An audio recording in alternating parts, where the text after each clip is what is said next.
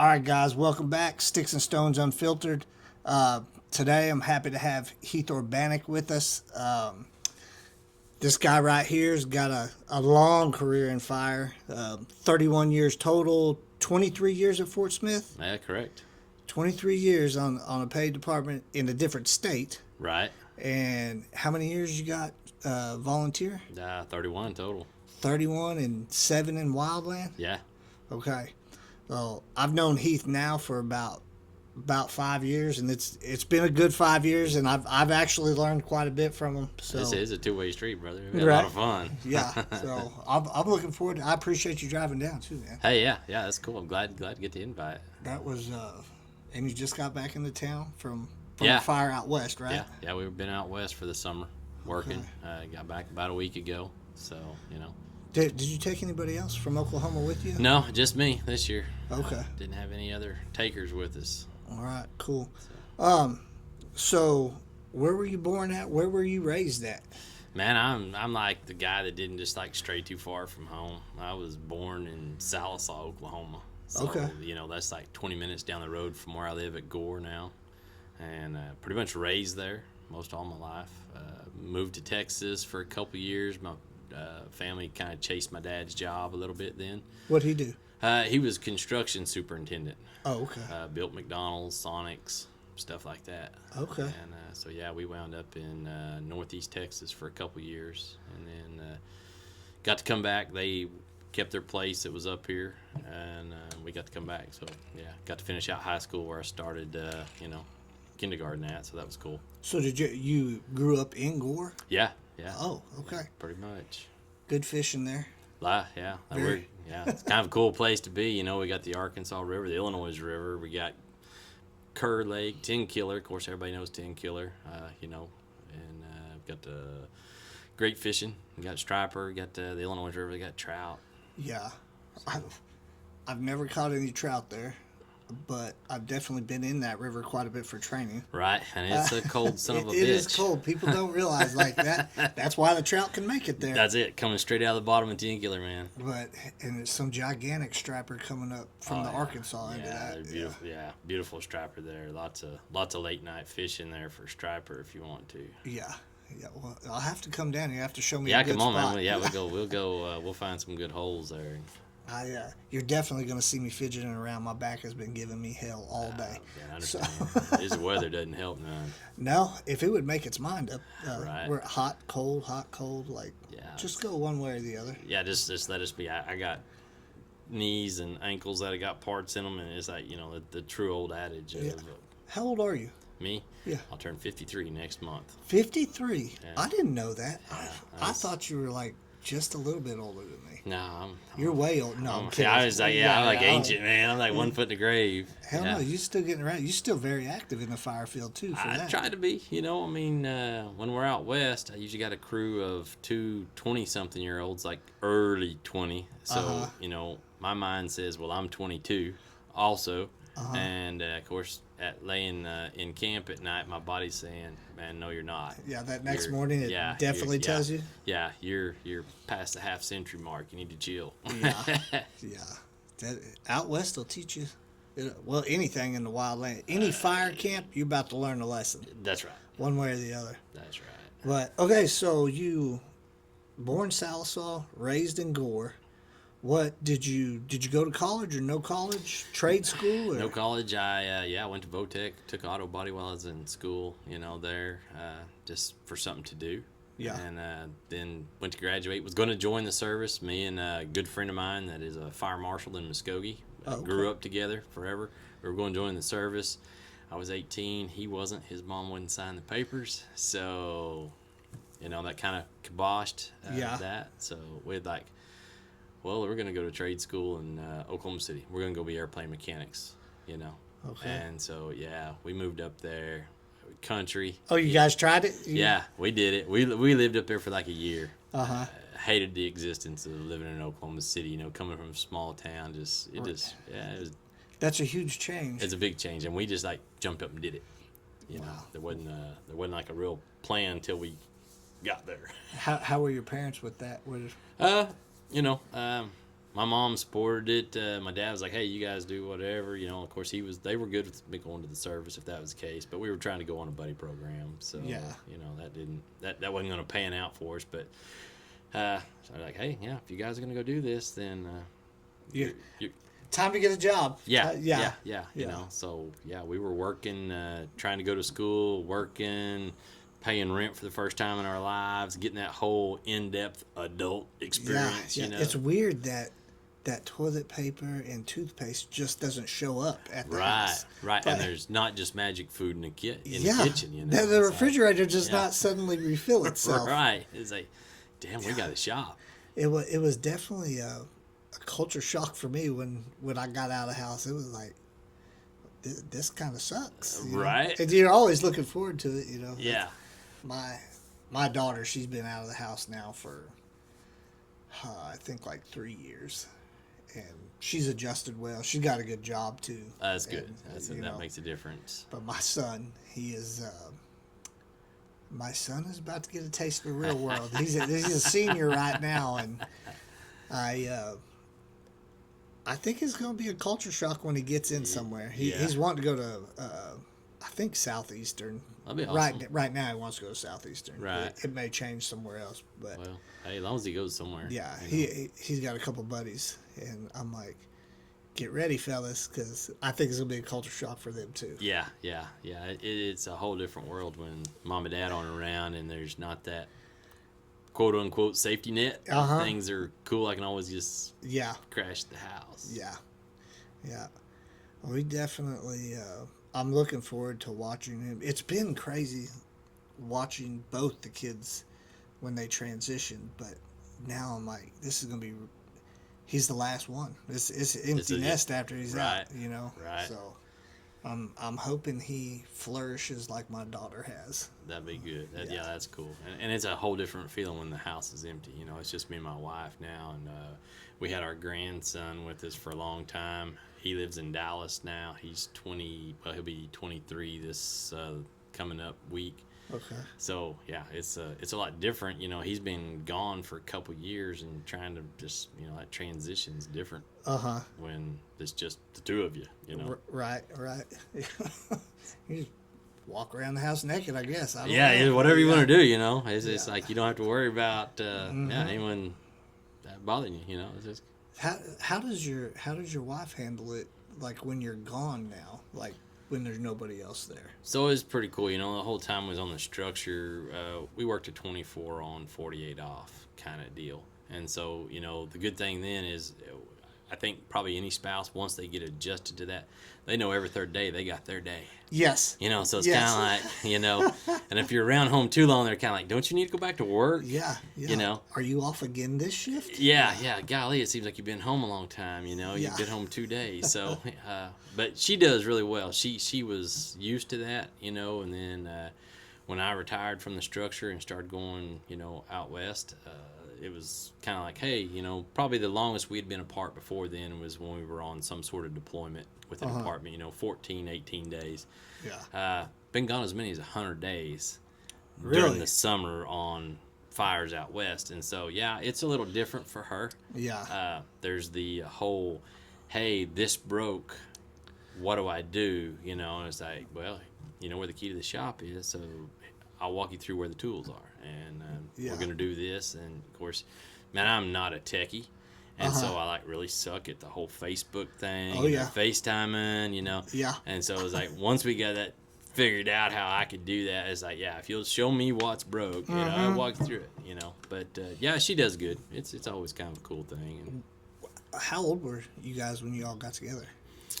oh wow, she's older than me, so I probably can't say her age, or 46. we'll both She's 46. be. Yeah, 46 is a good round number. Yes. I like it. Yes. And for sure. So yeah. You guys. A crazy story, you know. I mean, I don't know how far we wade off in the weeds here, but We can go all the way. But this is kind of a cool deal.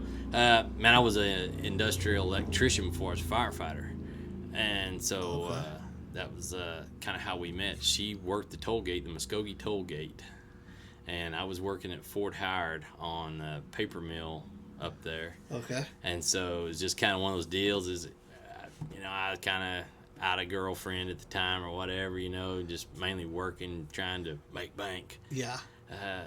And I kept seeing her there, and I said, she's got these really beautiful blue eyes. So it's kind of like one of the things, like, damn, her eyes are pretty, you know? Yeah. So finally one night coming home, I got up the nerve and said, hey, I was like, you have the most haunting blue eyes. And she didn't know what to say, you know? So it's kind of one of them deals. So, like, she didn't say anything to me, so I'm like, well, I probably just F that up. Yeah.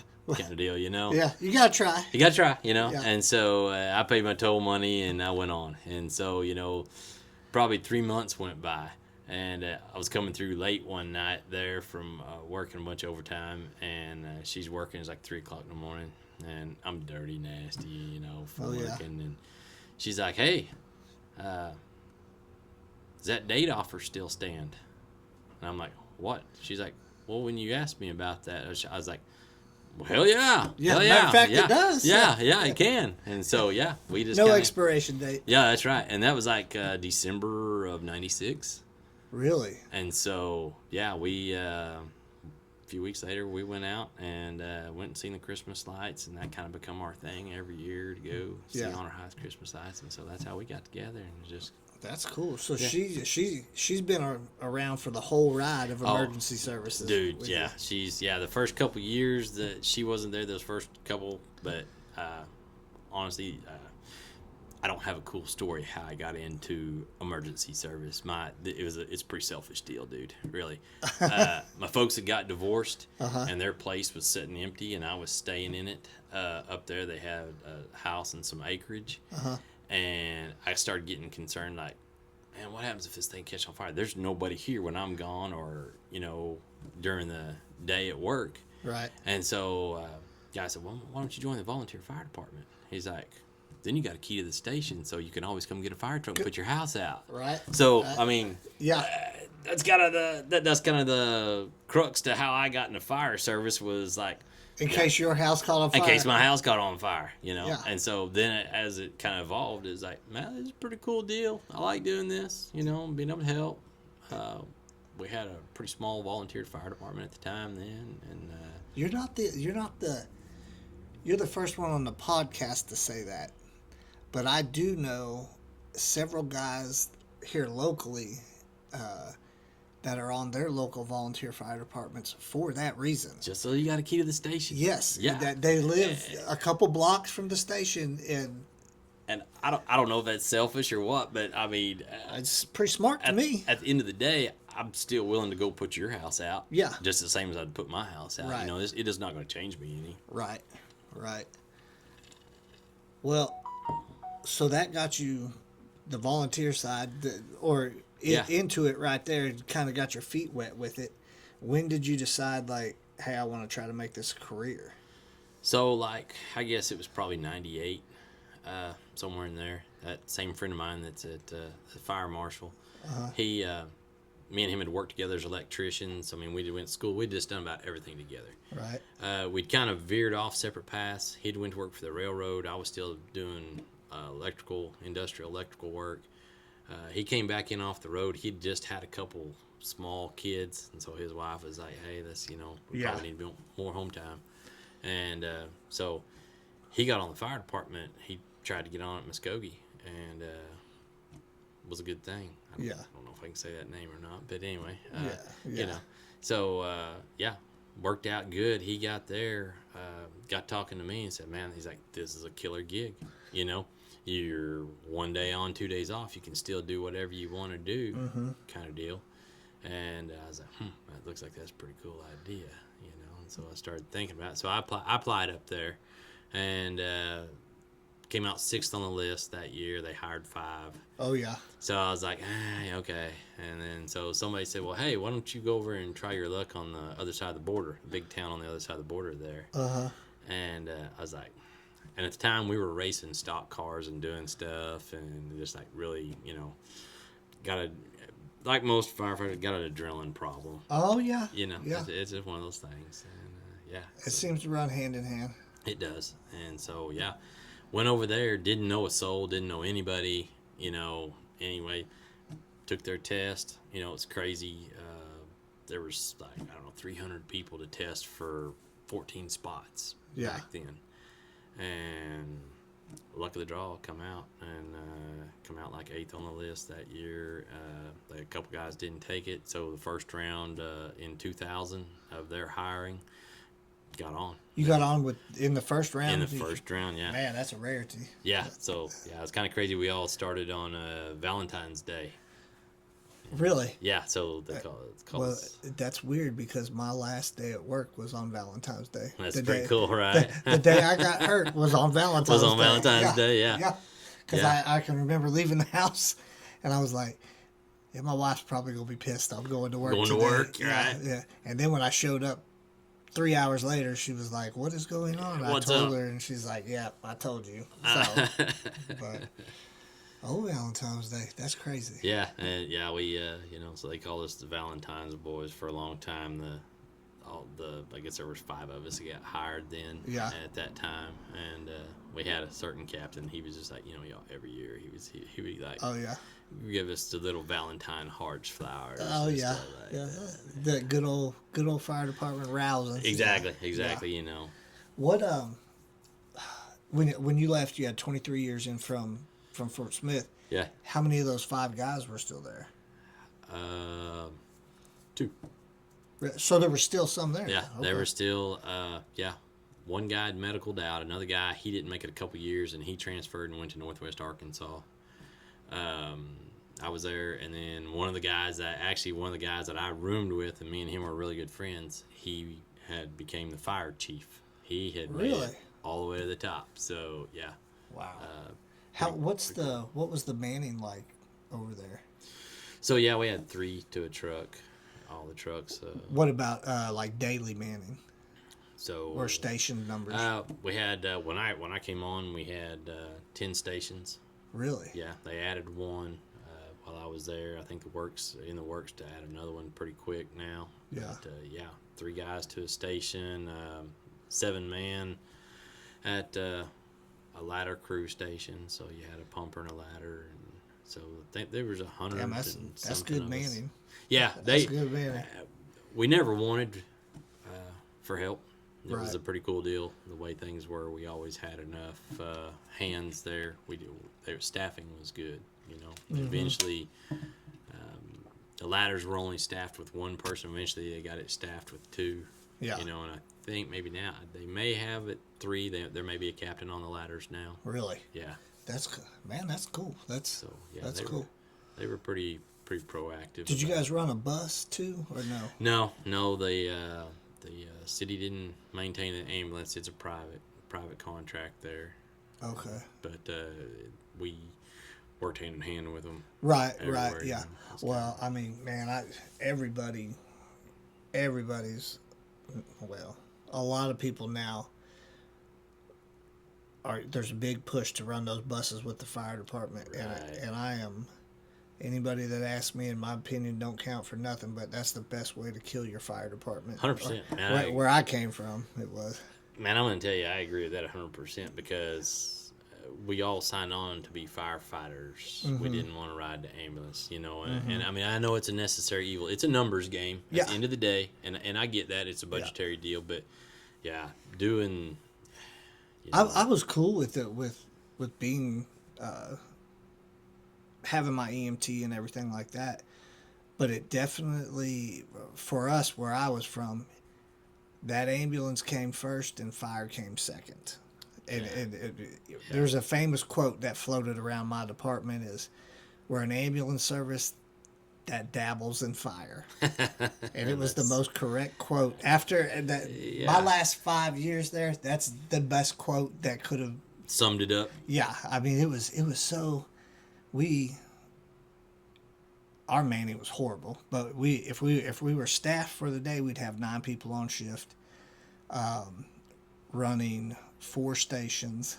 Oh my God, yeah. Yeah, 9 people on shift, and for the last 4 years, we were hardly ever fully staffed. We usually were running it with like 8 people for 4 stations, and the stations had,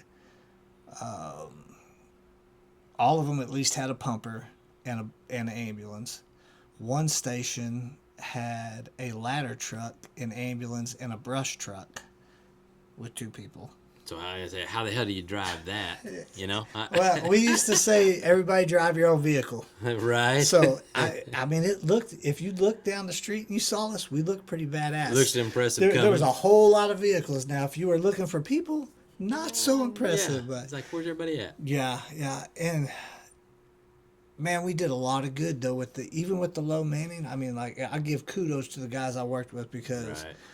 we put a lot of fire out with not a whole lot of people and a shitload of equipment. Yes. So, Yes. Yeah. we didn't hurt for equipment until it kind of started falling apart. But that's kind of a fire department thing everywhere at this point. Like Yeah. nobody can get an engine. Yeah, you can't get in. You're 4 years out. Yeah. You know, It's crazy. It's insane.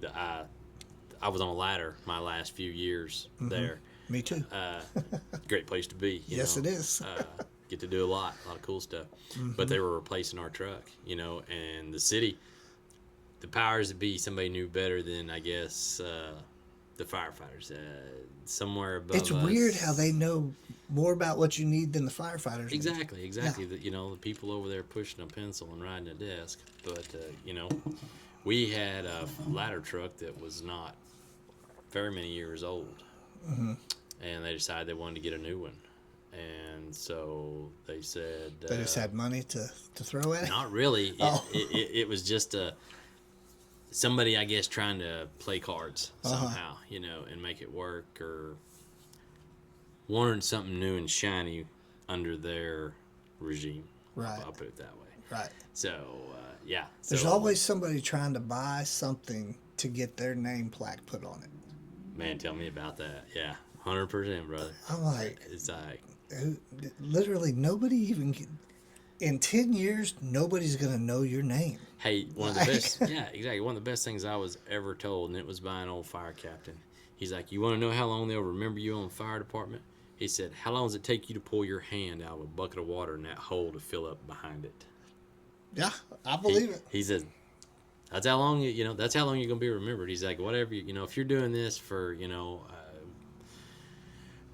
brass statues and bronze plaques, then you're in the wrong business. Yeah. That's not what we're about. Yeah, I enjoyed when you actually got to go and you actually got the house out. You know what I mean? Like Yes. all the BS that you would put up with was worth it when those tones dropped and you were on your way. And if it wasn't you, the first due was smoke showing, or I mean, like, and Yeah. there's nothing in the world that I've ever felt like that before, because when you hear that, you're like, hell yeah, it's time. We're about to do something. It's on. Yeah. Yeah. Man, like I said, we raced cars and did stuff, and I never found the same high, if you want to call it Yeah. that, as what that is right there. The hair, I mean, I can feel the hair standing Yeah. up on my arms right now thinking about it. I'm the same way, man. I like, miss it. But oh, yeah. I miss it days too, you Yeah. know. But it's that knowing, and then after it's over with, that flood of sense of accomplishment of hell yeah, we just did that. Yeah. You know? Do you get back after everything's cleaned up, put back away, and can you still remember the first time you would step in the shower after the fire? That smell. A lot of people hated it. I loved it. I was just like, because it was a reminder of the work that you just did. You just did. Yeah. Exactly. Yeah. I miss the rush going. I had a GSXR sport bike, and I doing 120, 130 up and down 69 highway for the rush, but it still was nothing. But you still like, didn't catch that. Yep. Yeah. It still was not. It's a whole different drug in Yeah. itself. It's just, Yep. it's that.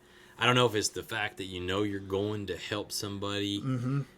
Part of it, whatever you do or don't do makes a difference.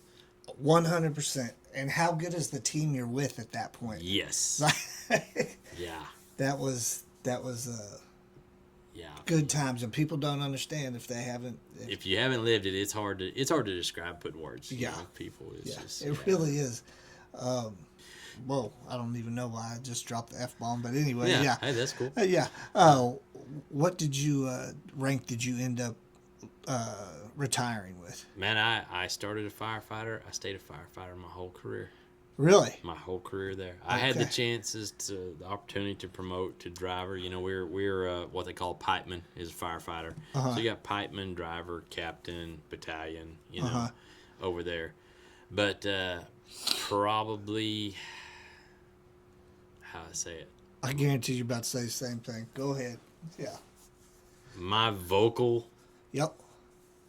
outlook on things and stuff was probably going up was not necessarily going to be Yeah. as prevalent, you know. Yeah.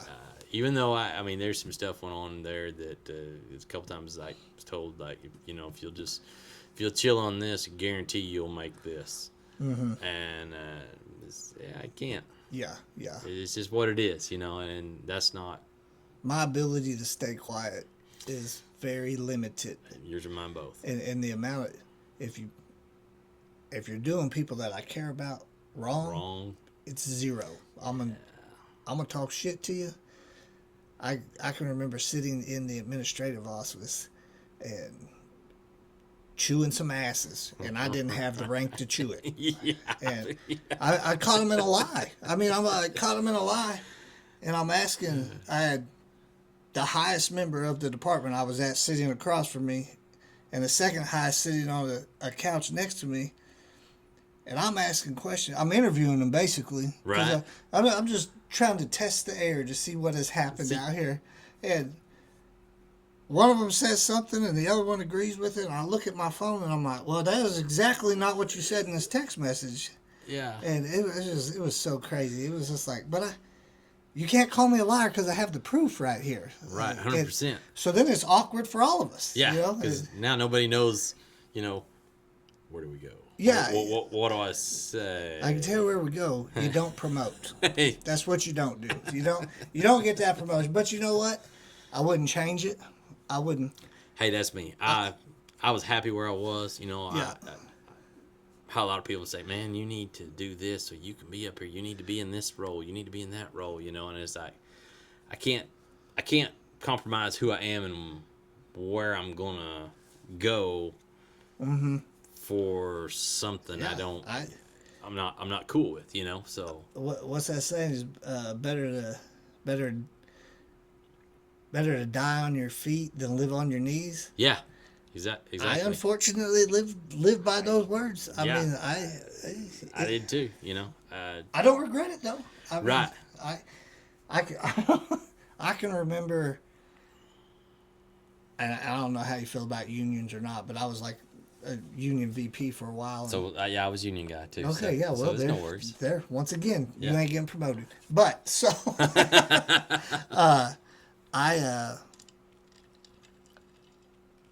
some of the guys, they just ain't gonna cause any waves whatsoever. Exactly. They're just coming here to be here. Yeah, but they're so docile, they just get run over. Yeah. And trying to explain to them like, hey, we can't let you be run over like that. 2 reasons. 1, because it's wrong, and 2, because you're part of the union I'm in. Yeah. So I'm going to have to file a grievance on this, but I walked in with 10 grievances one day and laid them on the desk. And, You had a bouquet, didn't you? Yeah. But it was just like, just laid it, and it was all for the same stupid shit that had been done to 10 different guys. It was like, what are we doing? Yeah. And it might not have been 10, might have been 7, but it was a repetitive. It was the largest number I'd ever walked in there with. Yeah. Yeah. It was. Yeah, I was That's the reason I'm glad to be gone though, because I don't have to deal with that drama no more. Well, and I'm gonna just be straightforward and honest. That's why once I made up my mind. I made up my mind in 2016. Man, I'm checking out as soon as I can. Yeah. You know, as soon as I can get everything paid off and get. It's like, I love the job, but I hate the politics. Yep. And I'm not going to play the politics, you know. I was horrible at it. Yeah, I was too. You know, it's like, I don't, you can say, well, you don't play well with others. I don't play well with others who don't want to play right. Right. Yeah. Just play by the rules. Just play by the rules. Yeah. Yeah. I don't want to play, quote unquote, the game. Yeah. You know, where so and so does and so else does, but so and so can't. Yeah. You know, it doesn't. Yeah. Yeah. That's I never I only made it to driver, which is just basically our second step, and then I was definitely denied. Yeah. That. Yeah. I tested for it twice. Because the first time I tested for it, let me think. The first time I tested for it, there was 2 positions. 3 of us tested for it. Only 2 of us passed. Well, then suddenly, after that, well, really, we can't promote you. And I was like, well, there's only 2 of us that passed, and there's 2 spots. But they miracled it, whatever. So I ended up testing again like another 30 days later.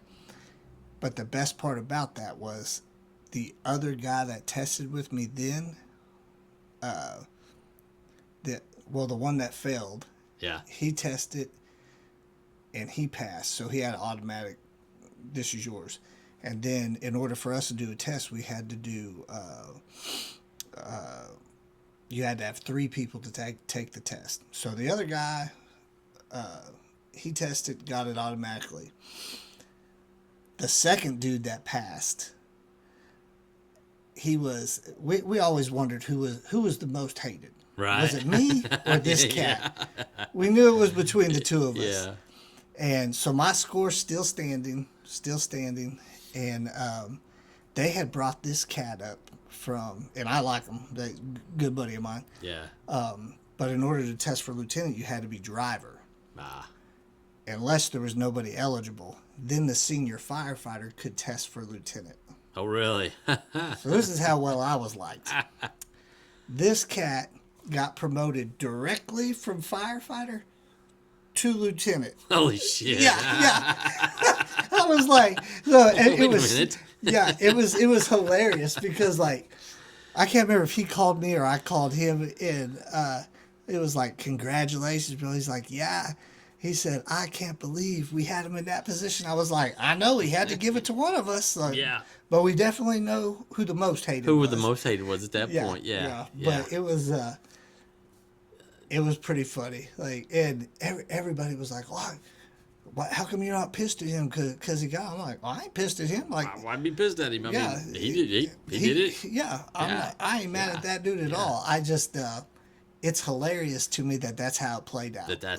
This is how they reconcile it in their head that it's okay. Yeah. You know? It was so funny though. Yeah, but okay, so Fort Smith, you guys fully manned, no bus. You're not running a bus. Yeah. Did you guys run medical calls? Did you? Yeah. Okay. You know, and so like when I first started, you know, we still did a lot of fire. Yeah. And we did medical, and they had just started medical, I think, the year before that I started. And so, you know, everybody was still kind of getting their feet under them as how everything worked well and this and that. I mean, they had a good system. Yeah. Still have a good system. But, yeah, it was just kind of, for me, man, this is honestly the deal. We went to academy. I didn't know we did medical. Okay. So the first week we're in Camden, Arkansas at the academy. They're like, okay, this week's medical training all week long. You're like, what? I'm like, holy shit.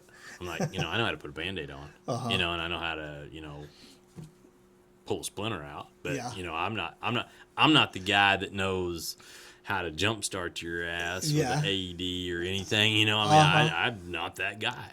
Yeah. And so, you know, I'm the guy I'm rooming with, me and him were good friends down there from the department. And I told him, I said, well, dude, I said, hey, I said, it's been good knowing you because we'd been on together for 2 weeks at the station. Yeah. I said, but I ain't going to make it through this I'm probably one. not going to make it this week. I said, I'm going to have to go back to, you know, being an electrician. I said, I appreciate everything. He's like, no, man, you'll make it. I was like, dude, I don't know. You know, I don't know that there's 100 and something bones in the body or 200, whatever. You know, I don't know that stuff. And, so crazy thing about it, at the end of that week, I come out number 2 in the class, passing with it. And so from then on, then it's like, okay, it's like, yeah, we do medical, you know, but yeah, I didn't know that much about any of it, and it was, it was kind of a cool deal to see over the years. I can look back, now you kind of see, yeah, you did have an effect here, and you did have an effect there on somebody, with it. But Yeah. yeah, it was a total shocker for me because I'm like, holy shit, I don't know we're doing medical. I mean, medical is the bread and butter of the fire service now. It is. It's inevitable. That ambulance, if it's manned correctly, I think maybe you can get away with it. But like at a small department, It's hard to do. you just Yeah. you're robbing Peter to pay Paul All day long. Yeah. And I don't know that much about the financial side of it, but I know it's got to be hard to get paid for all that with the economy and the people we have now. There's there's free rides, people calling at 2 a.m. That's kind of where I got with there towards the end, was like, My wife says I have compassion fatigue because well, man, that's an awesome way to put it. I never heard it put like Yeah. that, but I guess that would be to sum it up. I have a low threshold for BS Yeah, calls. that's Like yeah. if 100%. something's sticking out of you, you're bleeding. Hey, Okay, I got you. yeah. But if you're sitting over there on the couch and Smoking you're your just cigarette when I walk in and you're telling me you're having problems breathing, yeah, it's kind of rough for me to. I do definitely have compassion fatigue for you at that point. Like, right, yeah. I'm surprised you haven't lit yourself on fire. Yeah. You're breathing that oxygen. I've seen nose hairs light on fire right in front of me with the oxygen. yeah. Yeah. It was like, what? So, Yeah, but yeah, that's kind of one of the things that I was just like, man, I'm done. yeah. I got to get out before I say something Yeah. in the wrong context somewhere, So, what? You went to Camden for, that was Fire 1 or? Yeah, we were, Fire 1, Fire 2, that was our training down there, 8 weeks, so we would, Camden, if you don't know where Camden, Arkansas is, that's like the armpit of Arkansas. It's way down the middle of nowhere, it's in southwest Arkansas. It's probably good that they do that because firefighters are not known for being great at the academy. Exactly. You're kind of in the middle of nowhere, so it limits the amount of trouble you possibly can get into, kind of deal. Yeah. But, so we were there. We came home every weekend. Kind of cool thing there. The guy that I was rooming with, we would meet at his house. He lived at Salisaw. I was like, okay. He's like, I'll drive this week. And his wife, this was 2000. So she had a 97 Grand Am. Oh. We figured out just how fast it could go. Yeah. We would leave the latest we could on a Sunday night to yeah. get down there. And as soon as class was out on Friday, Yeah. it's- Leaving no room for flat tire, anything like that. None of that. Yeah, none of that. Yeah. Just trying to I'm the exact opposite now. I'm like, let's leave See, 6 hours early. I am too, and I'm even good with like, hey, let's go up tonight. Let's go spend the night. If we got to be there tomorrow, I mean, I'm not afraid to drive to the city and spend the night. Yeah. So we can go to class tomorrow. We'll make sure we're there on time for sure. Yeah. We, instead of this getting up at 5 o'clock and trying to in the morning and driving and getting there to class at 8. I'm totally opposite now. I feel you there. So did you guys do a bunch of in-house training or after that? Or Yeah. Afterwards, we had pretty good in-house training with things. As far as there was limited access to like special teams and stuff. That was kind of a set deal there for a while. I think 2002, somebody said, "Hey, we're gonna have a hazmat tech class in February. You want in on that?" I'm like, "Sure, okay." Yeah, let's go. What I know about hazmat is chemistry. From high school. We're pushing almost 10 years now. From that point. So I'm like, yeah, cool, okay. So I take and get hazmat tech, and I'm a tech guy for several years, and it's pretty interesting, pretty cool. I'm just happy to be the guy that gets to suit up in the green suit and go down range and do something, right. Kind of deal. So they have a hazmat team over there? Yeah, we were actually the hazmat response for the county. And then we were also for 7 counties around there, the main hazmat response. And then eventually, we were for 17 counties in Southwest Arkansas, the WMD FBI Really? hazmat response. Yeah. That's cool. And so it's pretty neat. I ended up kind of walk off in the weeds here a minute, I guess, but 2008 we were having a big ordeal with every federal agency, alphabet agency. We were doing a big drill out at Fort Chaffee, and so this involved. We had the bomb squad. The fire department run the bomb squad there. Really? Fort Smith. Yeah. There's only Okay. 5 actual bomb squads in Arkansas, and all of them except the state police are a fire department. Wow. Okay. That's unusual. Right. That's- Yeah. It's kind of a whole different lane. But we had the bomb squad we had was a super good group of guys, and those guys had to be hazmat techs also to do that job. Right. And so later on in That might have been the only reason I would have enjoyed hazmat. But right, exactly. He says like, yeah, you let us do this. Yeah, So the yeah. bombies were always pretty cool. Those guys, we had a great relationship with them, and I got to do a lot of stuff with those guys later on. This in '08 when this exercise was going on, it was kind of like you when you were just discussing. You had the man here and the other man here that was in charge next Yeah. to you. Yeah. Well, this thing had went so far south, and guys were, people had been downrange and air packs were running out of air, and they weren't bringing people, didn't have people set up. And it was just big fiasco. Right. And so when it's over with, we have a hot wash. So basically, a little after action Yeah. over this. And so, there's 60 some odd people there that are important from all these different agencies.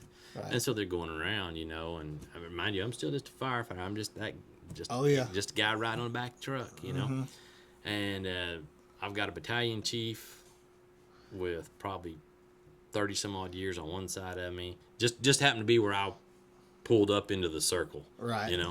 And I got another battalion chief that's probably got 30 plus years on the other side of me there, and they go around this and they're asking, hey, okay, so what did everybody think? What da da da da da da da. And I'd had a ton of people come up to me and were complaining. They're like, man, we're getting off the hazmat team. This is crazy during this whole exercise. And this is the same day happening, And they come around to me and they're like, hey, so, what do you got to say? And my direct quote was, hey, I think we all look like a monkey football out there today. You want to talk about pins dropping? I look over and this battalion chief, his jaw's on the ground, like, I can't believe you just said that. This one over here is like burning Superman holes through, Yeah. Yeah. And so, hello? Okay, we appreciate your input. And it goes on.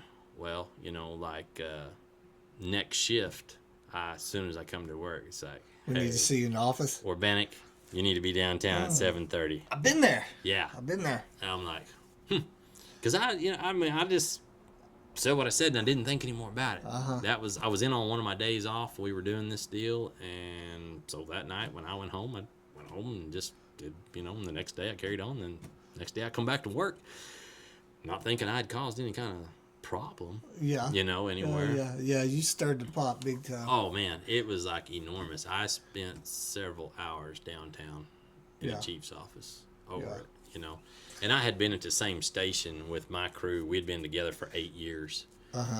And Did you get broke up? yeah.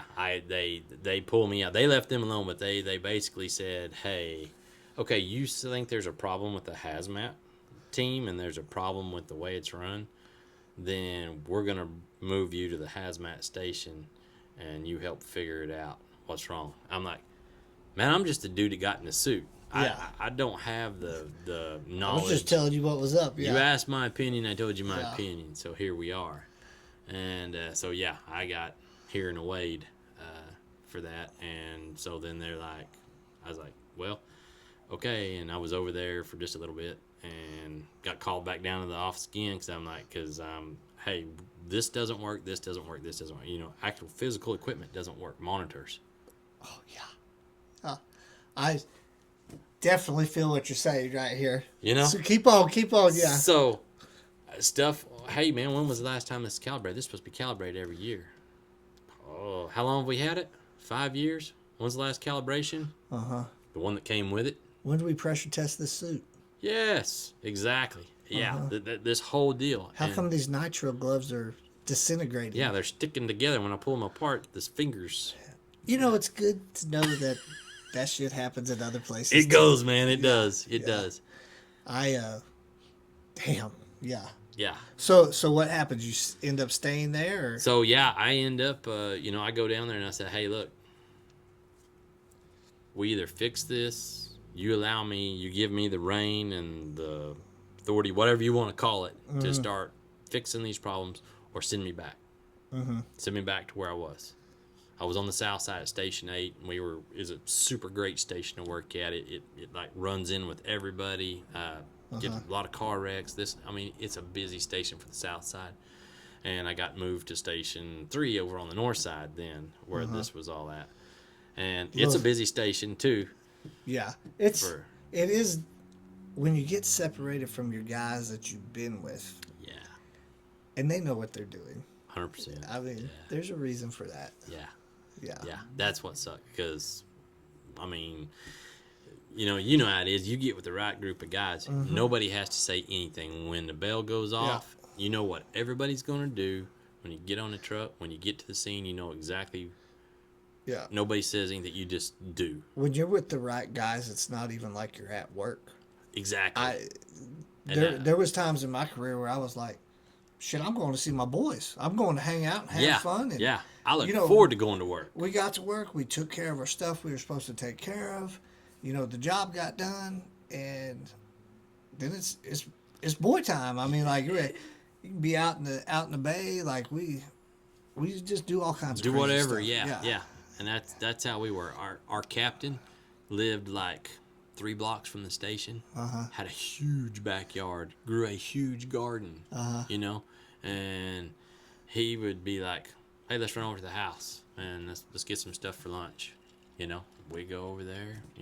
Or I remember windstorm came through one day and he had corn. He's like, and his wife calls, like, all the corn's blowed over. So he's like, "Come on, boys, we got to go fix corn." Yeah. So. Yeah. But we just did that kind of stuff, and we did some pretty, stuff you couldn't do today. We would be. We definitely did do some stuff you couldn't. The place I was at, we had our main station at the time was up a hill, and an ice storm came through. Nice. And when I say up on the hill, I mean it was pretty good ways up there, and a state highway was one of the intersection just south, and I rode a long spine board from the bay. Awesome, yeah. Yeah. But I mean, hey, it is what it is. Hey, you do what you do, right? Yeah. It's, Man, I had the same exact experience with that hazmat truck with checking it off. You were supposed to check it off, and ours was a disaster. Right. I still have pictures, just in case anybody ever thought I was bullshitting or something. I have that documentation too. Yes, I have. My wife thinks I'm crazy for it, but I have a tote full of every checkoff sheet that I've ever done, and I have pictures of stuff to document. Because you never know when. Hey, that's it. But I checked off that hazmat truck one time, and it was like, you're supposed to have your SCBAs. Well, hell, we cabbaged the SCBAs off of there to put on the trucks because we. Gee, I wonder what other department did that. Yeah, we were running low, or the actual like gas mask. We started. It was just a hodgepodge of what's here, what's not there. Just start piecemealing stuff out. Yeah. And the department I was at, we had a hazmat team, quote unquote,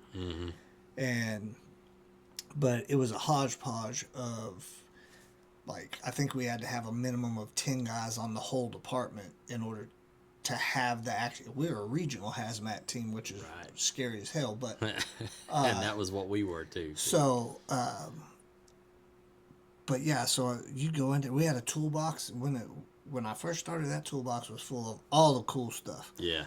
By the time I left, it was not full of all the cool stuff anymore. Like there was, but you go to any fire station and it would be all over the place. And it was there, right? and I understand because like if you got to fix something, you got to fix something, but you should put probably it take it back. Yeah, you know. And it got to where like we would get paged out as the regional team, and we would not send the hazmat truck with the trailer. We would send a recon team. Right. You know, Hey. and the recon team would consist of 2 high-ranking people usually, and by some miracle, most of the time we didn't need a hazmat team. One time, Muskogee's the closest next regional hazmat team, right? Right. We had an issue in town, and we called Muskogee to come here. Come here, yeah. And I was just like, damn, like, but it never, as far as I know, it never got fixed. Maybe it did. I've been gone a while, but it was just hilarious. But it was insane to me that, you know, we were basically FEMA gifted us this thing. Yes. Just keep it up, make sure it's ready to roll, and you need to be ready if we call you. Yeah. But I wish we would have got the rescue stuff. Yeah. That would have been great. That would have been cool. I think only because I didn't like hazmat. I was horrible at hazmat. I didn't train in it enough. Right. Like, if I would have got more than the yearly mandated training, I probably would have been okay. You'd have been better with it. But right. when the university would come down and not knocking the guys that came and trained, it was just like, if I'm gonna do that once or twice a year, you might as well just move it off the books. Yeah, because that knowledge is not staying engaged. Yeah. But whew. That's hazmat's a whole. That's you know, I end up spending 8 years becoming the director of our hazmat operations as a firefighter. That's incredible. And you know, it's crazy because you know, there's these people that were in charge of it that were captains and stuff like that ahead of me, and it's kind of like the stuff you said you keep. You know, I still have the weigh station tickets where we took and weighed our trailers that were severely overweight. I was like, this, you know, there was so much just wrong at the time. But anyway, so I was able to get us a bunch of grants and do some stuff, and we got it updated, and we had a really good, solid program. Not saying anything about me at all, but we had some buy-in and some stuff, and you know, I begged our administration at the time then, just let me do this.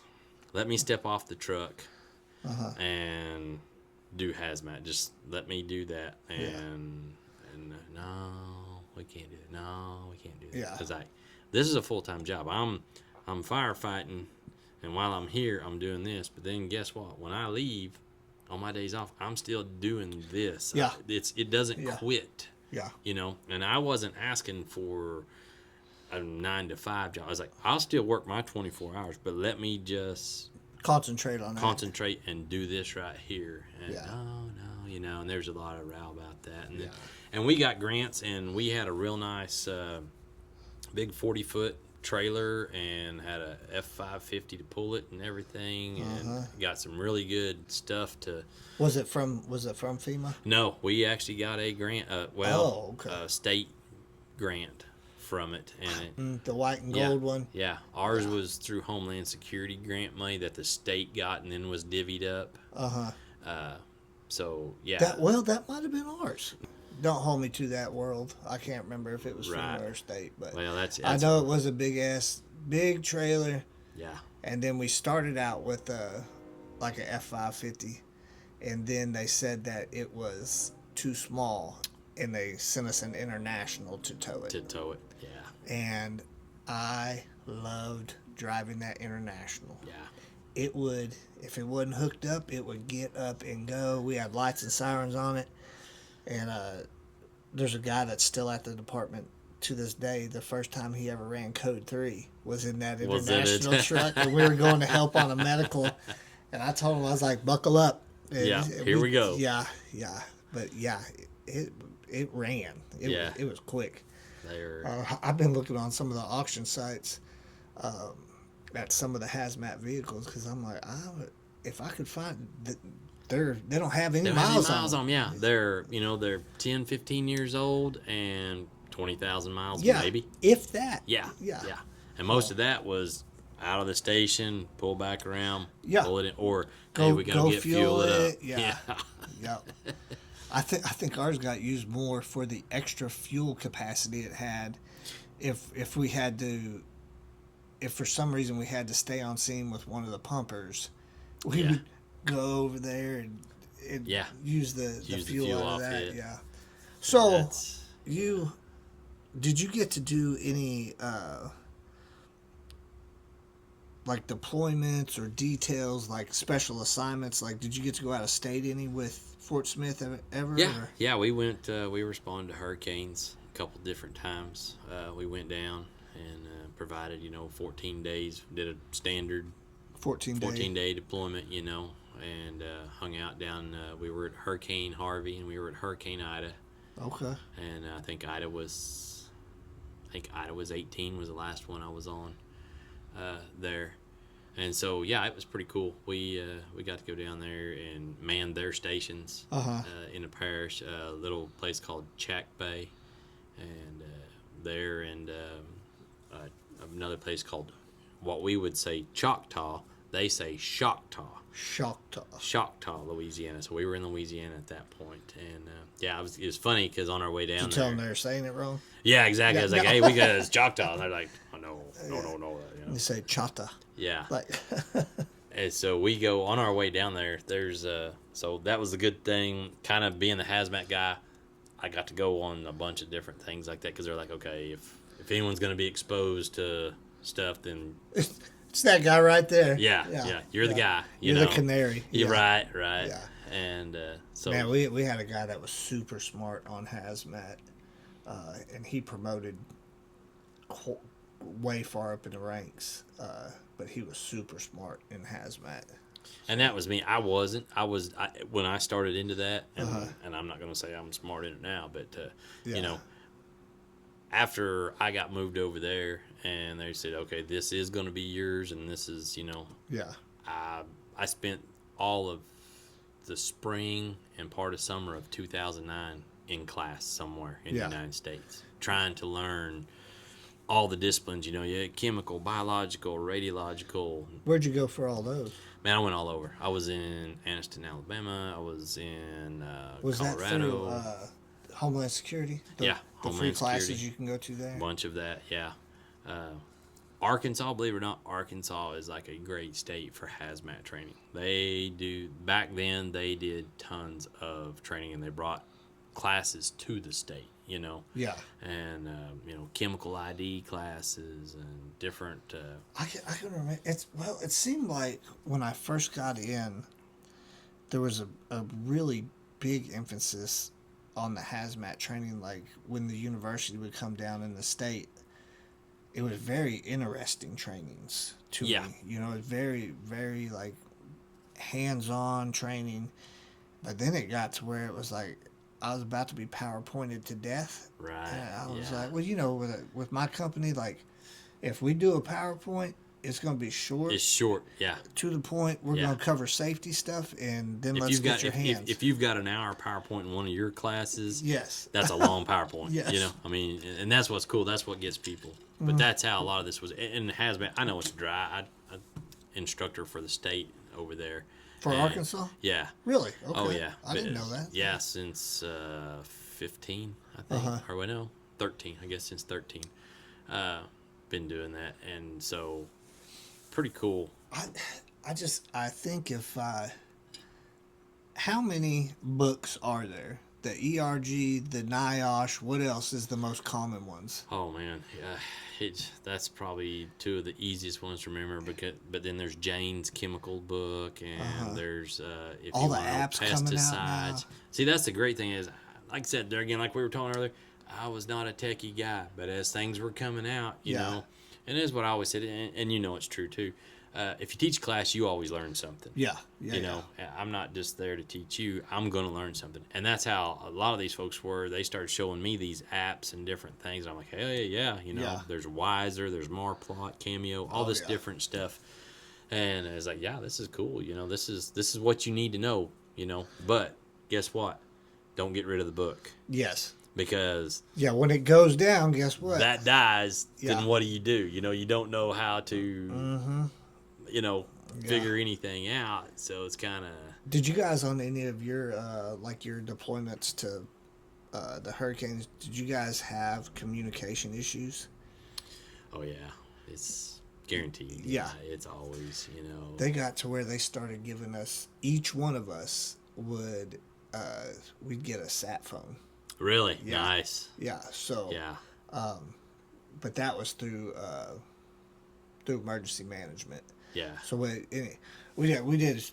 we would have sent a large group of our firefighters, but like we just didn't have enough people, so we would Right. cabbage together with the county and go out. But I will say, like, our emergency management took pretty good care of us. That's cool. I mean, yeah. Man, and those guys, I want to say they're underrated. If you have a good one Yeah. that does his job, I think a lot of EMs are just set quietly in the background and they build stuff if they're good. They let you know what they have Yeah. because ultimately he is supposed to be a toolbox. Yeah. Yeah. Hey, look in here. Do you need something out of here? Yes. Yeah. Or I've got the Rolodex of who do you need? Do you need a dump truck full of sand? Do you need some railroad equipment?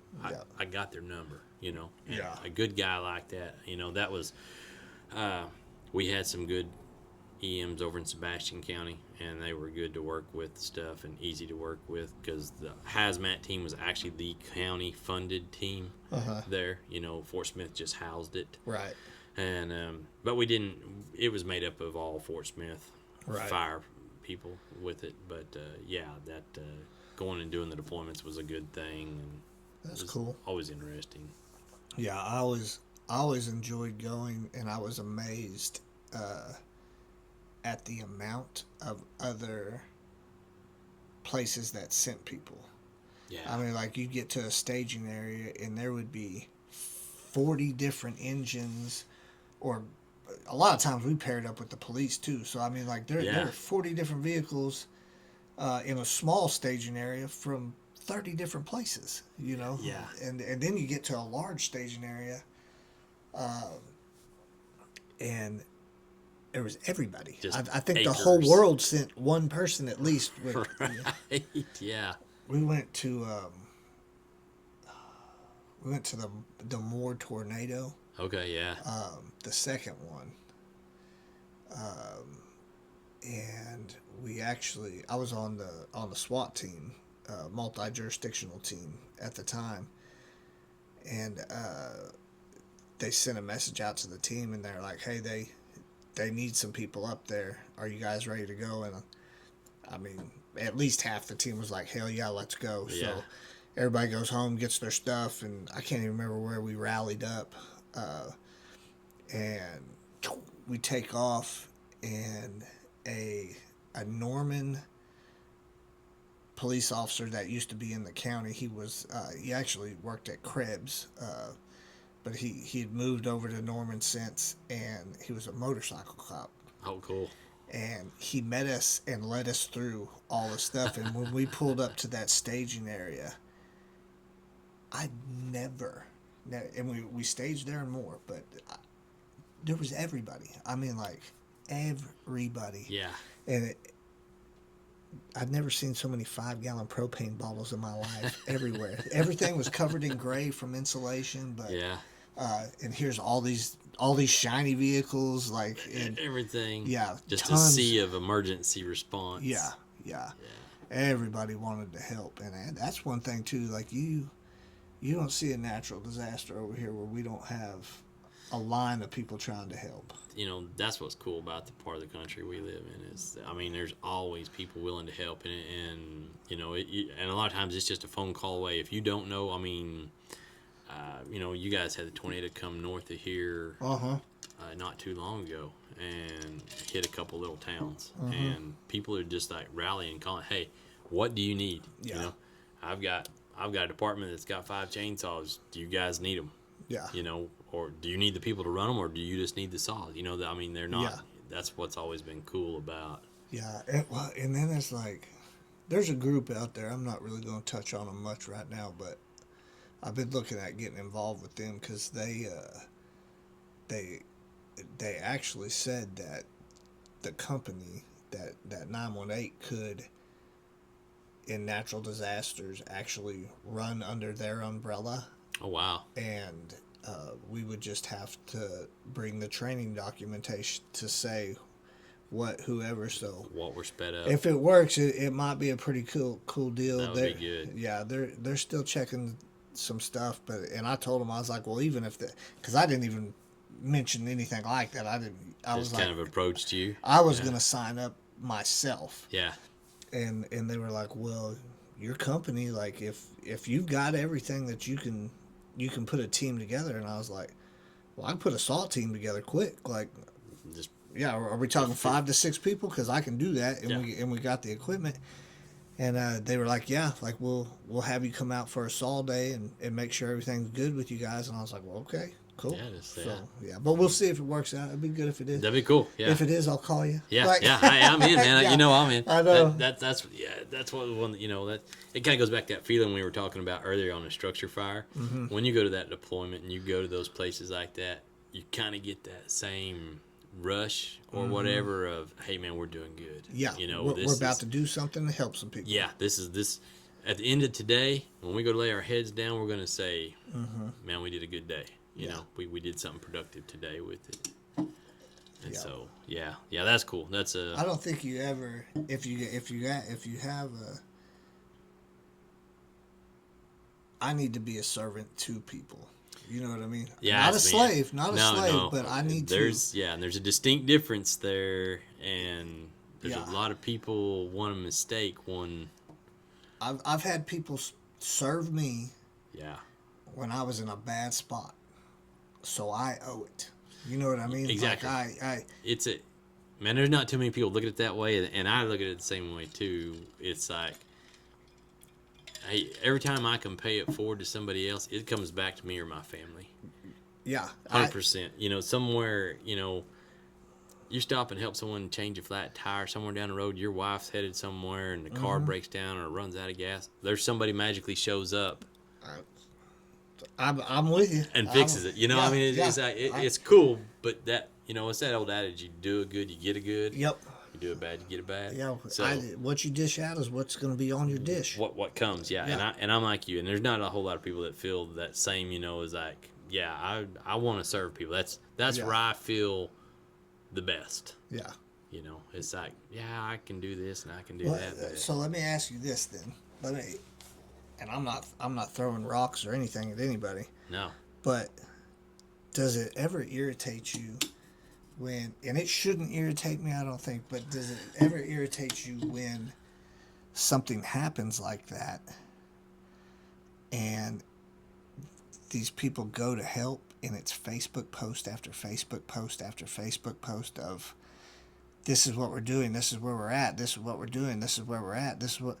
It drives me nuts, man. I'm like, how about we just help out of the goodness of our heart? If you want to do a Facebook post, you guys are mobbing out, mob out. You guys want to do one when you're mobbing back in or demobbing, do it, And I understand some of the agencies actually have to do that to justify.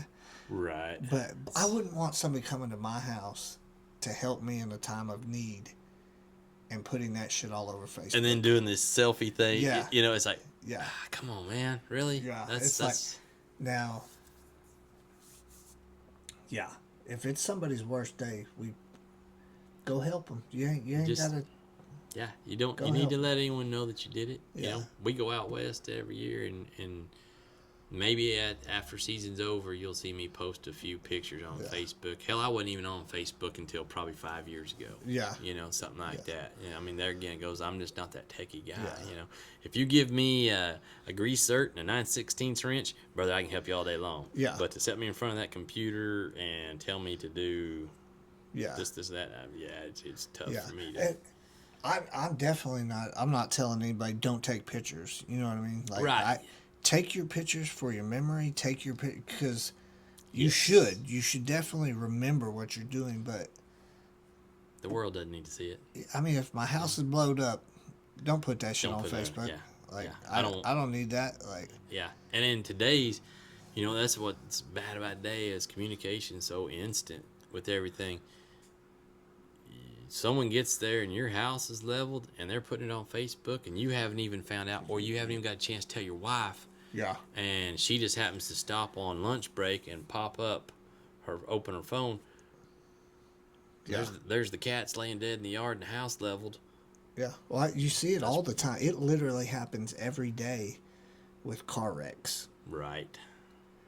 That's my pet peeve right there. Is like I used to help run a social media page for a fire deal, and I never tried to post anything that was an actual MVC Right. that someone was involved in. Now, if your car catches on fire, fair game, whatever. But like, I don't. Nobody's family should ever be notified via Facebook that. So, and that goes for the public too. Like you'll see these people. We got horrible intersections, right? So, and people doing 70 miles an hour, 75 miles an hour, T-boning people. Like that shit don't need to be on Facebook. Right. Like the family deserves to be notified in person, and so they can absorb it. Not getting it from a phone call from Uncle Tom that just saw it on Facebook to call you while you're driving. Like. Right. Yeah. I don't even know how we got in these weeds. Yeah, I don't know. We got way out there, No. but yeah. But yeah, that's. I mean, it was the same way at Fort Smith. That was one of the things there towards the end. My time there was. We'd be at an intersection and there's 5 people videoing everything we're doing. Yeah. And they're all competing to either get it to the news. Yeah. To have that first on or to get it put on Facebook because, and it's like, wow. Yeah. Okay. I remember working at a gas station not far from here, and the person was legitimately having a medical emergency, and they had their damn camera within arm's reach of me, videoing me, rendering care to, and I was like, get that out of here, like. Yeah. Yeah, it's like, golly, people, come on, have some compassion. Yeah, if this was your mama, is this what you want? Like, I'm like, damn. Yeah, they'd have a fit if it was, yeah. Yeah. So the wildland deal, you've talked about that several times. You retire from Fort Smith. How long did it take you to get on with this contract company you're with? Man, I wasn't even retired yet. Really? So it's kind of a cool story. They're really good, small company out of Idaho, mom and pop deal, and they've got 15, 18 trucks, which people say, well, that's not mom and pop, but it's a family run deal. Right. But I was kind of just looking there a couple years before I retired. I was like, I've always wanted to do this. I like being out in the woods and getting to fight fire, and I was like, I'm kind of getting tired, Yeah. I'm getting older, and structure fire is just, it's harder on you, whatever, or I felt like it was at the time. And so, I decided to fly up. They're like, hey, we're going to do our annual RT1 130 refresher class. So, hey, if you want to fly up and visit with us that weekend, and you can do the refresher class if you want to. And RT1, for the guys out there, like that's basically your wildland refresher class to keep your red card up, which is what allows you to fight fire every year. Right. Yep. So. Got to do your pack test and stuff for your red card. And so I'm like, okay, cool. So, man, I make plans to fly up there. They're going to do that class on a Saturday. And I fly up there on a Friday. Got a return flight coming home on Monday. Told my wife, said, hey, I'm just going to be gone 4 days, and this is kind of how this will work. And I get up there, and I sit through the refresher class, and I'm kind of talking to the people. We'd went out and ate dinner and stuff, and with the owners? Yeah, with the owners. Okay. Yeah, I mean that's how mom and pop it is. It's that cool. They're that and we're talking, kind of getting to know each other, and kind of we had a really good click and a fit with things. They're really down to earth, and that was kind of during the whole Corona time, and they were, they were on that side. I mean, whatever side you're on is fine, but I didn't take a shot. I wasn't going to take a shot. I didn't wear a mask. Whatever. They were the same kind of people. Okay. And so I'm like, all right, cool. We a lot of the ideology the same there. Right. And so she given her all my qualifications and stuff and what I had, and from the fires that we had fought here and different things. And then of course I was structured, and so the cool thing about that was there was a lane there for structure firefighting if you had certain command classes, and you could take some forestry class there.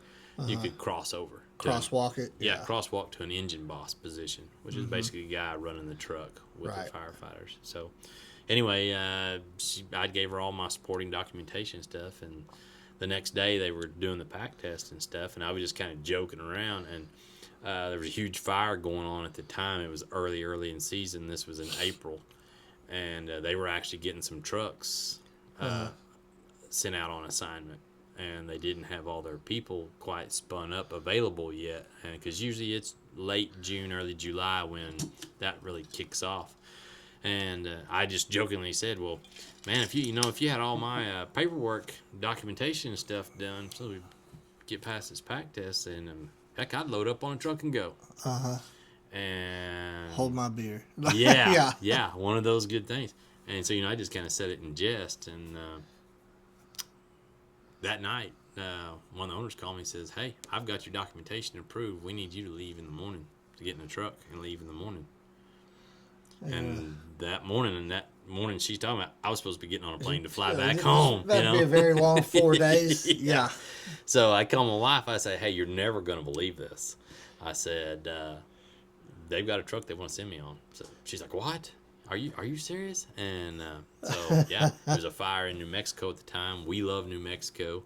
It's where we eventually want to kind of try and retire out to. But yeah, it worked out pretty cool. And so I jumped on a truck. I went to the sporting goods store, bought all the stuff I needed, a tent and stuff, because I came with a backpack. Right. Up there, I had enough for 4 days, Right. And, and those socks and underwear ain't gonna last 14 days. Man, it's gonna get ranked for sure, Jesus. And so then I spent 21 days that first round out on it, and Oh, you did a 21-day roll with them. Okay. I fell in love with it and said okay, and so then it's hard not to fall in love with it, really. Hey, it's like I said, they pay us to go hiking and camping out there, and if you love the outdoors any at all, I mean, it's a pretty sweet gig. Yeah. With it all.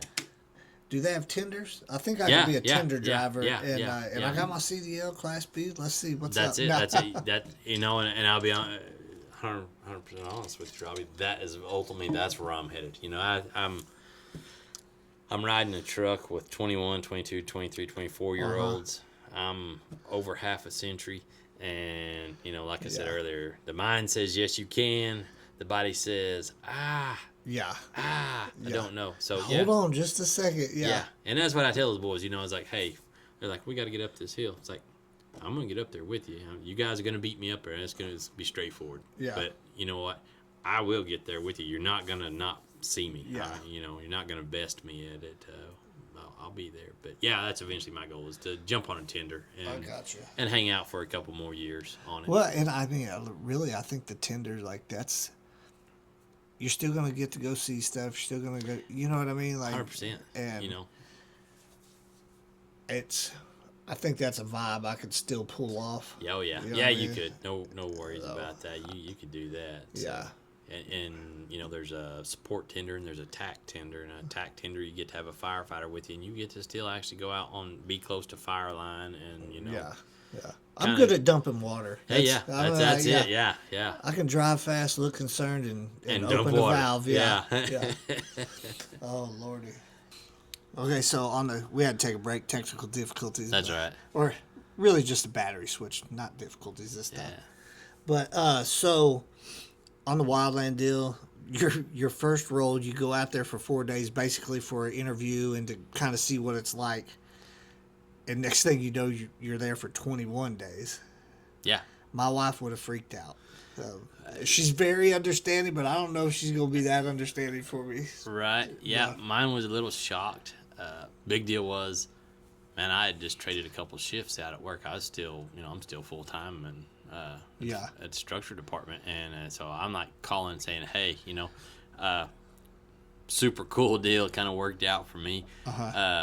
the guy that had been my captain for a bunch of years before this had made battalion chief, and he was our battalion. And so I just called him up. I said, "Hey, dude," I was like, "Can I move my vacation?" He's like, "Well, I don't know." He's like, "When do you need to move it?" I said, "Like Right now? right now." I said, "Can I start it Wednesday?" He's like, "Man, I don't know if we can make that work or not." Yeah. And he said, "Let me make some phone calls." And so I don't know what kind of magic juju he did, but he did me 100% solid. And he calls me back. He's like, "You're good." Yeah. Man, that's awesome. So yeah, That's awesome. And so then I had a taste for it. It was like, yeah, this is what I want to do. Yeah. Yeah. So you've been doing that pretty steady then. So Yeah, just about every summer. do you think that also affected your decision to leave because you knew you could still stay in the game? Yeah. It was a good deal, for me. It was it's kind of like I don't know if you want to say it was a rebirth, but I got that feeling back that I had when I first started firefighting. Yeah. Where every day, everything at the station was a high. You were running on that. Yep. And that's kind of how this got. When I seen that, and it's like, holy crap! Yeah. I get to be out here. They're paying me. Yeah, it's hard work. I mean, there's days that it's like being at the fire station. There's days that we're holding down the recliners for a shift, and then there's days that shit hits the fan as soon as you walk in the door, and it doesn't quit till you go home. Yeah. And wildland's that same way. You have days when the weather changes and the fire is stupid crazy, and then you have days when, hey, we just go patrol these roads.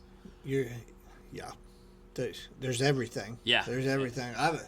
I've been on a 14-day roll before where we popped one fire in 14 days, and it was about the size of this table. We damn sure wrote it down. Right. But it was the size of this table. But by the time they cut us loose, it was, if you're not busy on a roll, you'll be at each other's throat eventually. Because sitting in that truck and just, what they say, idle hands are the devil's playground kind of deal. And you can only train so much. I mean, there's only so much deploying hose, rolling hose. Like, hey, this is how you pump. This is how we draft. Like, yeah. And we'll go over everything on the truck, where everything's at, And, hey, I'll pick 3 things, and you bring those 3 things to me, And I don't want to hear every door on the truck open finding them. And, one time when I was out, we were in right by Amarillo. And Okay. I think maybe the fire was called the Mallard Fire, but I could be wrong. Hell, it's been years and years. But we got assigned to brushing out a small canyon next to a subdivision, but it was supposed to be because there was a damn mountain lion running the thing, and they wanted to get the cover out. And I was like, "Wait, we're doing what?" Yeah, and there's a what in there? Yeah. Man, I do remember. To get your Sawyer qualification, like, first, you got to pass all the other wildland stuff, but there was a Sawyer there with us, and this cat had one leg shorter than the other. Wow. But he was a bad son of a bitch. I mean, like, he could handle that saw crazy. Yes. And I was just like, but he obviously, like,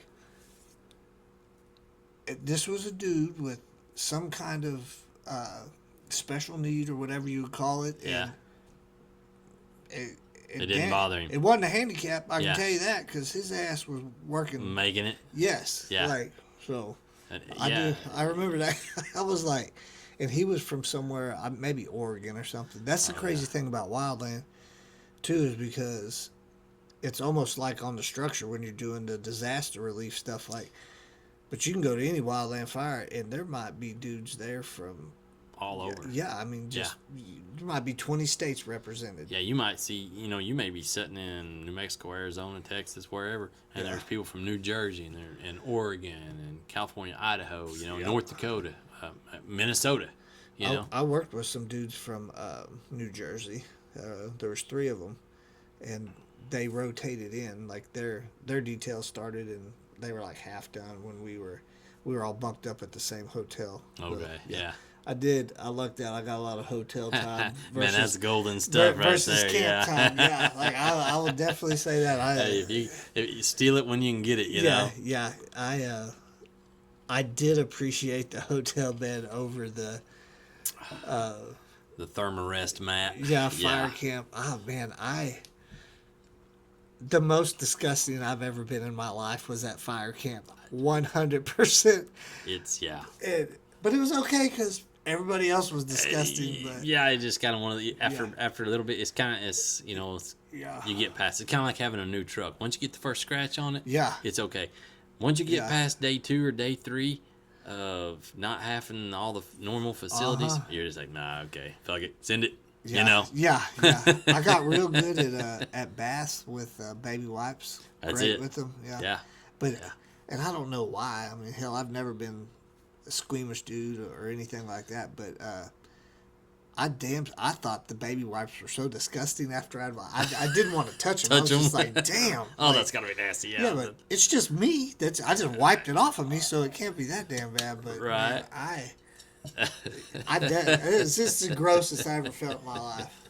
Yeah, and what's crazy is, there's hot shot crews out there that's part of their deal is that you don't get to take a bath for 14 days. That's their tradition, their whatever their their thing is, and it's like, man, I got to, just like you said, even if it's just with baby wipes, you get me past about day 3, and I'm like, man, I just don't feel good. Man, I don't know about you, but like when I just didn't know anything about forestry, like really existing or even being a viable job back when I was 18, 19, 20 years old, because I really wish I would have known about it, because I would have liked to have done it. Pursued it. Yeah, at least I think anybody going in a structure that's young, hell, go try that. Go see what it's like and get your feet wet in it. But a lot of guys in structure though don't want nothing to do with it. They think that's crazy shit that you're out there messing with that. They're like, I'll take a structure fire any day because I know it's here, it's contained.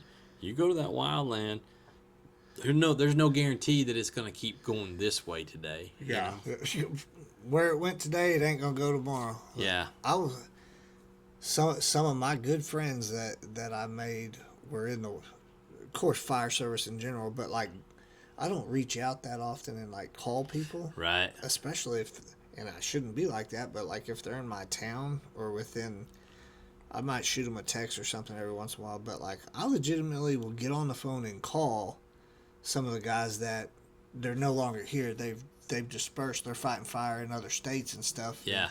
And, they've moved on, got some other positions, and I'll call them up and I enjoy talking to them. Just, it's a different kind of firefighter. It is. It's I don't know. It's more relaxed, more chill to a degree. And I'm like you. I wish there had been more. I can remember, where I grew up there at Gore, we had a decent piece of land, and we burned it off every year. That was a big deal. We did that, Yeah. My siblings and my dad, and that's what we did. And then Oklahoma Forestry would usually come up there in one of their Type 6s and just check on us, just during the day to see how things were going. Yeah. And I enjoyed that. I thought, man, this is great, but I never thought of it as being able to be a career somewhere. Yeah. And not too long after, 2003 as a matter of fact, I kind of got bit by it a little bit. The guys that were the dozer operator and the engine for forestry there in our area, I knew them real well. Yeah. And they're like, hey, there's going to be an opening. There's going to be an opening. Well, it doesn't pay crap. The state does not pay crap. That's the downside to it. Yeah. And those guys should be the Rangers, especially the Rangers. Yes. And that's what Oklahoma State Forestry, their full-time firefighters are called Rangers. Yes. They're not like park rangers with a gun or anything like that. No, that's just what they're called. But those dudes should be on a 20-year retirement. Yes. Period. 100%. They're fighting as much fire as other firefighters. As any structure guy, they're in the same lane as far as what they do. Well, those guys that have been there for OFS, they're experts at what they do. Yes, they are. They're They do artists it with well. that bulldozer, and you can't tell me any different. Yeah. Like Yeah. they are. They're so good. Pay at the time was so low, and I had left being an industrial electrician making $55,000. Now this is, you got to think, 1999. Right. That's good money. Right. And I went to Fort Smith for 19. Yeah. And so, because I wanted to, or at least I Right. thought I wanted to, and then to look 3 years later, that forestry job started at 18.5. Mm-hmm. I could, there's no way my family could have afforded Right. it, but but it was one of those jobs. It's like, man, that needs to be in high schools. There needs to be a class, VOTEC class. I don't know. I don't know how you get it started or what you do, but man, introduce these kids to being able to go do this. I've advocated for it at my local tech center, just for like a first responder program. Like, hey, like if we catch these, and like they do it up in OKC and stuff like that now, but there's no reason we can't do it down here because This is the place that's needed the most. I mean, as rural as we are, there's jobs. Yeah. There's a lot of these kids now. They ain't got no interest in college, and I don't blame them. yeah, I get it. And EMS jobs are paying more now. Fire jobs are paying more. Yeah, you can make a good living. Yeah, and you can get the training you need. If you could get all the training, your EMT license, whichever fire route you want, you could offer them different routes too. Or in 1 year, we could have a student that comes out that has Fire 1, Fire 2 if they even want it, but you could have one that has Fire 1, their forestry certs, and their EMT license.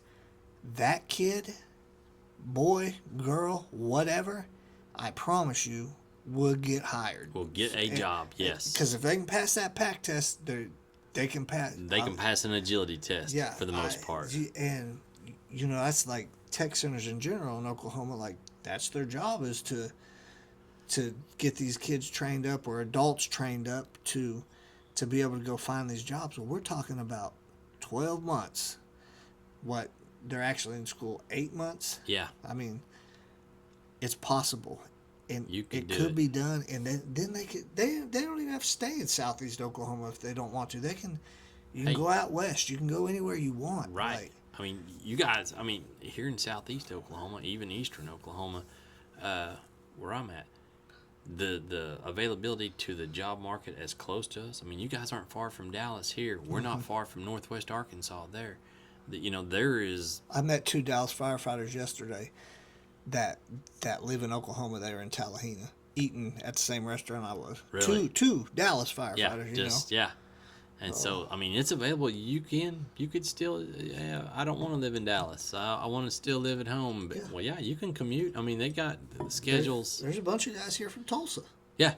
So, yeah, we had a guy that was from Broken Arrow that was on the department at Fort Smith, at one time. And but yeah, I think that's a needed avenue. I just don't know. I don't know how we get the right people involved that can help get that pushed as to, hey, let's do a couple pilot classes. Yeah, even if there was just a pilot forestry class, just to,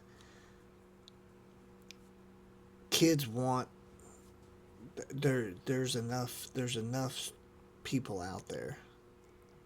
It could go down. If it's happening at another area in the state, it can happen here. Yeah. The tech center that's in this area, they're the biggest tech center in Oklahoma. Right. As far as like land coverage, yeah, I promise you, there's enough kids. Yes. Yes. Um, and the great thing, even all the emergency disciplines, but forestry. Hey, if you're already like hunting and fishing, this is just like a natural tie-in. Yeah. Because guess what, man, I've been places people don't even get to go on fires, and it's like, man, I would love to come back here. Or you've been places you're like, man, that place has got to be horrible. I've never. And you get there and it's a beautiful place. It's totally different. And it's like, hey, let's come back elk hunting here. Yeah, I've walked up on animals that I never even would have thought you could have walked up on. But like, I've seen more. You just get put in places that you ordinarily You wouldn't just be get to. walking. Yeah. You know. Yeah. Like, Yeah. so, And well, that's so crazy. I have definitely walked up on some stuff. Like, down in Texas, they had some. I can't even remember what kind of sheep they were, but they weren't like native sheep. They were like they got away from somebody's place, and they were just out there running, running ham. Yeah, like, yeah, that's crazy. Yeah, it's pretty wild once and the stuff you get to see in the country, you get to see. It's like, man, if you have any inkling of outdoors, Yeah, that's a pretty cool route to get to go. Well, you want to hit anything else? I don't know. I think we've made a pretty broad circle. We went through the weeds on both sides for sure. What about? I'll just hit you with the last one we ask everybody. Sure. Oh, what would you tell 19-year-old Heath now? Like, what would you tell him advice-wise? It doesn't have to be fire. It can be anything. Just like, what advice would you give 19-year-old Heath? Wow. Yeah, that's pretty cool. That's pretty deep, I guess. Man, just don't quit. Just keep reaching. Keep doing it. It will come to you. You just have to keep putting the work in. I believe that 100%. Yeah, that's I seen that at the time. I wouldn't have thought, you're just living, when you're 19 years old. But if someone sat down and I was dumb as a box of rocks. Oh shit, I was too. It's a wonder I'm not wearing a state suit. Yep. Kind of deal. But Get free food and everything. right. Room and board. Yeah, we're not working. I don't work anymore. Yeah. I'm not homeless. I just don't work. Yeah. But yeah, I would say definitely just keep reaching and keep working hard and doing the right thing. That would be 100%. It comes around the end. You don't always see that, but when you're that young. Yeah. But well, I damn sure didn't. But right, yeah. I can't remember who's. There was a thing. If I thought I'd have lived this long, I took better care of my body. Right. 100%. Man, I agree with that. The stuff that you did, and yeah, you just like I'll be honest with you. I didn't think I'd live past 40. The way I did stuff and I was just like, It didn't even seem. Yeah, it wasn't fathomable, really. Yeah, and 40, what's that? That's ancient. That's. Now I'd rewind right back to 40. Is that is like, hey, yeah, I'd be glad to step back to 40. Yeah, I'd be okay with that. But crazy. Yeah. Well, man, I appreciate you coming down. You drove over an hour to get down here. Hey, man, that's cool. It's always a pleasure to get to hang out with you. Yeah. I'm glad you made it back home safe again this year. Yeah, kind of a short year, but it is a good year. Anytime you get to go walk in the woods and they pay you for it, can you really complain? Right. What are you gonna do now? Like in the downtime, welding or? Yeah, so I've got a fab shop still, and I've got people. I'm blessed with clients that will let me go for the summer and come back winter, and they'll have work for me. Still gotta wait for you. Still have stuff. They've either got stuff they've patched up and kept it going, and or we've got other contracts with other stuff to build that people will be like, yeah, I'm making my extra a big batch of stuff before I leave. Yeah. Well, I know you fabricated me some tools for my business. Yeah. So I appreciate that. We've cool. used the heck out of them too. Shoot, yeah, it's always. Hey, I'm all about helping the fire departments. It's and you guys do so much training and help them out, and it's we've seen that firsthand. You've trained for us, and it's cool, man. Yeah. It's that giving back deal. I'm a firm believer in that. Well, it's like every time we always say like that. Well, at the beginning of the class, this training's your training, so you can make it what you want. Make it how you want it. And your guys, your whole department, they always they were on board with making it their training and, Yeah. and taking full advantage of it, So Yeah. and I still stand by that. Like if I've trained with somebody, like, well, I got yours. So Yeah, and that's cool, and that's I always appreciate that, and that's why always glad to help you and do whatever. If you it's now you come up with a scratched up idea on a napkin, and say, hey, can we build one of these? Yeah, We need right. to do this, Let's do it. Yeah. Yep. Yeah, Well, brother, I appreciate you, man. I appreciate you driving down. Heck yeah. And guys, I appreciate you